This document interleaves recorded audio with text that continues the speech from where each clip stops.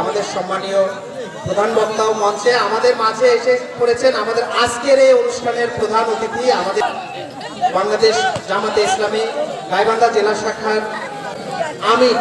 আমরা প্রধান বক্তার কাছে একটু ক্ষমা সুন্দর দৃষ্টিতে ক্ষমা চেয়ে নিচ্ছি একটু এই বিচ্যুতি হওয়ার জন্য।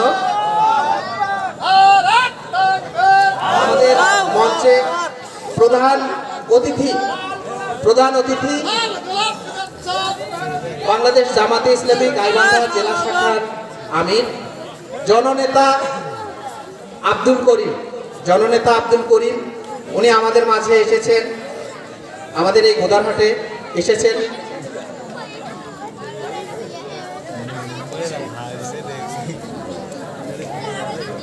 আমি যেহেতু আমাদের প্রধান বক্তা আমাদের মাঝে এসেছেন, প্রধান বক্তা রয়েছেন, আমরা প্রধান অতিথি মহোদয়কে দুটি কথা বলার জন্য বিনীত অনুরোধ করছি। সরাসরি আমরা তার মুখ থেকে কথা শুনতে চাই। আলহামদুলিল্লাহি রাব্বিল আলামিন ওয়াসসালাতু ওয়াসসালামু আলা সাইয়্যিদিল মুরসালিন ওয়া আলা আলিহি ওয়া আসহাবিহি আজমাইন। গোদারহাট কেন্দ্রীয় জামে মসজিদের উন্নয়ন কল্পে গোদারহাট যুব সমাজ ও এলাকাবাসীর উদ্যোগে আয়োজিত আজকের এই ৮ম তাফসিরুল কোরআন মাহফিলের সম্মানিত প্রধান বক্তা, সম্মানিত সভাপতি, বিশেষ অতিথিবৃন্দ, হযরত উলামায়ে কিরাম, আমার সামনে বসা দিনদার ইমানদার ভাইরা, পর্দার আড়ালে মা ও বোনেরা, আসসালামু আলাইকুম ওয়া রাহমাতুল্লাহি ওয়া বারাকাতুহু। আপনারা সবাই কেমন আছেন? আলহামদুলিল্লাহ, আল্লাহ আমাকে ভালো রেখেছে।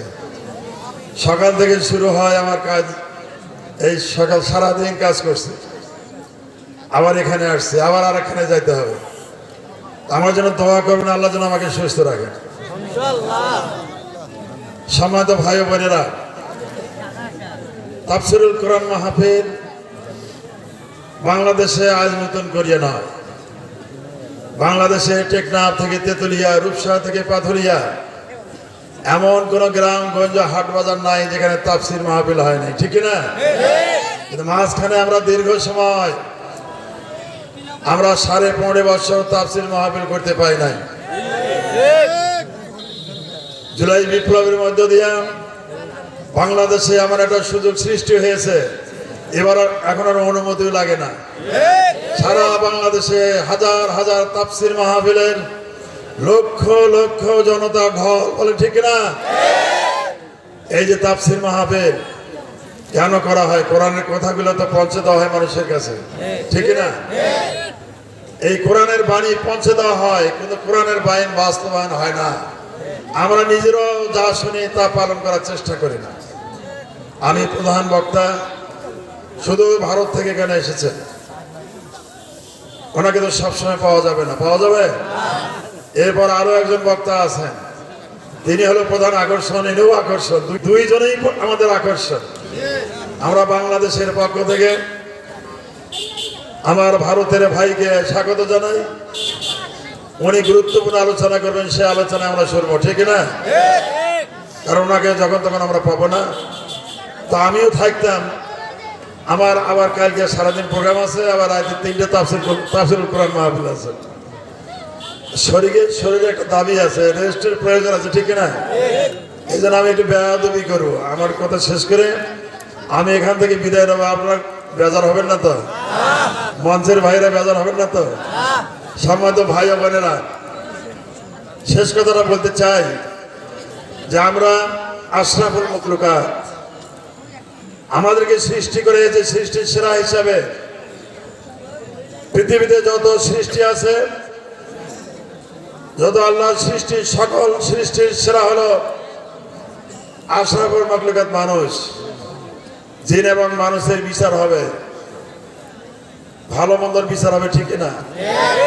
এই জন্য মানুষকে বিবেক দিয়েছেন এবং সকল সৃষ্টির উপর প্রাধান্য বিস্তার করার আল্লাহ তৌফিক দিয়েছেন।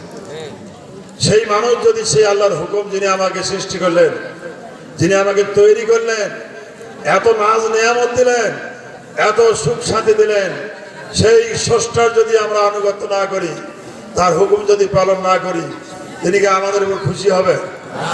খুশি হবে না। আল্লাহ যদি রাজি খুশি না থাকেন, আল্লাহ যদি আপনার আমার প্রতি সন্তুষ্ট না থাকেন, পরকালে কি নাজাত পাবো? পাবো না। সম্মানিত ভাই, এই জন্য আসুন আমরা দুনিয়ায় মুক্তি চাই, পরকালে নাজাত পেতে চাই। এই জন্য আমাদের আলেম ওলামারা নামাজ শেষে প্রতিটি মসজিদে দোয়া করে, রব্বানা আতিনা ফিদ দুনিয়া হাসানাতাও ওয়া ফিল আখিরাতি হাসানাতাও ওয়া কিনা আযাবান নার। হে পরওয়ারদিগার, আমাদেরকে দুনিয়ার শান্তি দাও এবং পরকালের জাহান্নামের আগুন থেকে বাঁচাও। দুনিয়ার শান্তি এবং পরকালে যদি মুক্তি পেতে চাই, আমাদের জীবনের সর্বক্ষেত্রে এই আল কোরআনের হুকুম যেটা আছে এটা বাস্তবায়ন করতে হবে, মেনে চলতে হবে। আর কোরআন যারা নিষেধ করেছেন, নিষিদ্ধ কাজ থেকে বিরত থাকতে হবে। আলাকাত কানা লাকুম ফি রাসূলিল্লাহি উসওয়াতুন হাসানা। আমার জীবনের সর্বক্ষেত্রে রাসূলকে আদর্শ নির্দেশ মানতে বলেন, ঠিক কিনা? এই কাজটা আমরা করার চেষ্টা করব। পরে যে কথাটা বলতে চাই, ইয়া আইয়ুহাল্লাযিনা আমানু কু আনফুসাকুম ওয়া আহলিকুম নারা। হে ইমানদার লোকেরা, তোমরা নিজে বাঁচো এবং তোমাদের পরিবারস্থ লোকদেরকে জাহান্নামের আগুন থেকে বাঁচাও। শেষ কথা হলো, গতবার আমাকে এই মাহফিলে ডাকছিল, আসতে পারিনি, আমি ঢাকায় ছিলাম। আমি একজন প্রতিনিধি পাঠাছিলাম। এই এলাকার কিছু দাবি তো আমাকে বলছে, কমিটির লোকেরা বলছে যে আমাদের এলাকায় কিছু সমস্যা আছে। এক নম্বর সমস্যা হলো, আপনাদের যে ভোট সেন্টার আছে না, এই ভোট সেন্টার ওই পারে, অনেক কষ্ট করে ওই পারে যাইতে হয়। এই খবরটা যদি আমাকে 2 মাস আগে বলতেন, ওখানে আবেদন করিয়া আমি নির্বাচন অফিসে যোগাযোগ করিয়া ভোট সেন্টারটা দুটো করা যেত। এখন এবার আর সুযোগ নাই। আগামী সময় যদি আল্লাহ বাঁচে রাখে, এখানে একটা আলাদা সেন্টার করে দেওয়া যায় কিনা, এখানকার মা বোন বৃদ্ধ মানুষের সুবিধা করে দেওয়া যায় কিনা, এই ব্যাপারে আমি চেষ্টা করবো ইনশাআল্লাহ। 2 নম্বর বিষয় হলো, এখানে রাস্তাঘাটের সমস্যা আছে কিনা। আমাদের দীর্ঘ সময় আমরা অবহেলিত ছিলাম, আছি, এখনো আছি। এই গাইবান্ধা জেলার 7টি উপজেলার, অন্যান্য 6টি উপজেলার অনেক রাস্তাঘাট হয়েছে, অনেক উন্নতি হয়েছে, কিন্তু আমরা গাইবান্ধা সদর উপজেলা আমরা অনেক ভোগান্তির মধ্যে আছি। আমাদের বৃষ্টি জীবনের রাস্তা দিয়ে চলাফেরা করা যায় না ভাইরা। এই সদর উপজেলায় 1150 কিলো রাস্তা আছে। এই 1150 কিলো রাস্তার মধ্যে পাকা হয়েছে 330 কিলো। সে আর পাকাগুলোর অবস্থা দুরবস্থা, হাঁটা যায় না, গাড়ি চলে না, ঠিক না? এটাকে সংস্কার করতে হবে। আর আরো প্রায় 800 কিলো রাস্তা আছে, এটা নতুন করে পাকা করতে হবে, ঠিক না? এটা কি একদিনের সম্ভব? আমরা অগ্রাধিকারের ভিত্তিতে পাকা রাস্তা সংস্কার করা হবে এবং কাঁচা রাস্তা যেগুলো আছে, গুরুত্বের দিক দিয়ে যেটা বেশি গুরুত্বপূর্ণ, জনবহুল রাস্তা, অগ্রাধিকারের ভিত্তিতে সেই রাস্তাগুলা আমরা নতুন করে পাকা করার চেষ্টা করবো ইনশাআল্লাহ। পরিশেষে আমার জন্য দোয়া করবেন। আপনারা জানেন যে আমি ঘোষণা করছি, আমি বাংলাদেশ জামাত ইসলামের আমির। আমি 7টা উপজেলার ইকামতের দিনের এই দায়িত্ব, কোরআন এবং সুন্নাহর এই কথাগুলো মানুষের ঘরে ঘরে পৌঁছে দেওয়ার চেষ্টা করি। আমরা দীর্ঘ সময় এই দেশের জমি জামাত ইসলামী মানুষের দ্বারে দ্বারে পৌঁছে আল্লাহর দ্বীন মানুষের কাছে পৌঁছে দেওয়ার চেষ্টা করেছি। এই দেশের হাজার হাজার ওলামায়ে কেরাম দ্বীনের দাওয়াত আপনাদের কাছে পৌঁছে দেওয়ার চেষ্টা করেছে। এখন সামনের সময় এসেছে, এতদিন দাওয়াত দেওয়া হয়েছে, সেই দাওয়াতকে বাস্তবায়ন করার সুযোগ আছে বলে, ঠিক না? এই জন্য গাইবান্ধা সদর আসনে আমাকে জাতীয় সংসদ পদপ্রার্থী হিসেবে জামাত ইসলামীর পক্ষ থেকে মনোনয়ন দেওয়া হয়েছে, ঠিক না? আমি আপনাদের কাছে দোয়া চাই, ভাই বোনদের কাছে দোয়া চাই, এলাকাবাসীর কাছে দোয়া চাই।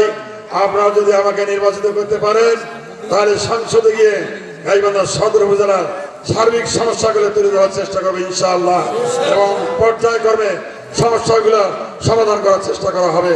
একথা বলে আমি যে এই প্রধান বক্তাকে বসে রেখে আলোচনা করলাম, এই জন্য আমি ক্ষমা চেয়ে নিয়ে বিদায় নিচ্ছি। আসসালামু আলাইকুম রহমতুল্লাহি ওয়া বারাকাতুহু। ধন্যবাদ এবারে অন্তত উপস্থিত হওয়ার জন্য আপনাকে। সম্মানিত সুধী, আমার দিকে সবাই তাকান তো দেখি, আমার দিকে, এদিকে তাকান। নাইবে নবী যারা, নবী তো নাই বর্তমানে, আছে কি? আছে, নাইবে নবী আছে।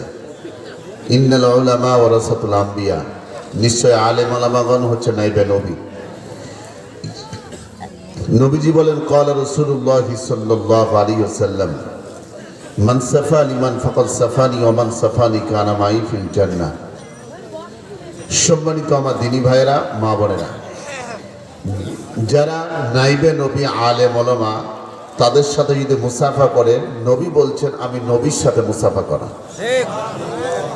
একজন আলেমকে বুকে জড়িয়ে ধরবেন, নবী বলেন আমি নবীকে বুকে জড়িয়ে ধরা।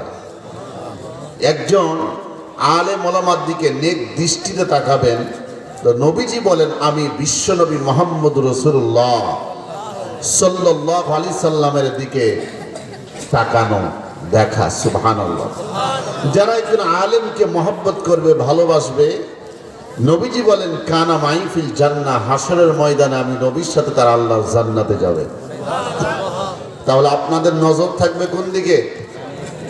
কথা বলেন, নাইবে নবীর দিকে। কার দিকে? নাইবে নবীর দিকে। নাইবে নবী কারা? যারা আলেম ওলামা। আমার ভাইরা সবাই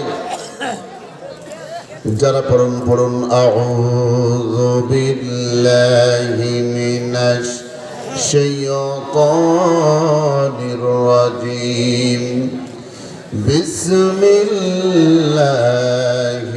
রাহমানির রহিম। আল্লাহু আকবার। ইয়া أيها الذين آمنوا اتقوا الله حق تقاته اتقوا الله حق تقاته ولا تموتن إلا وأنتم مسلمون.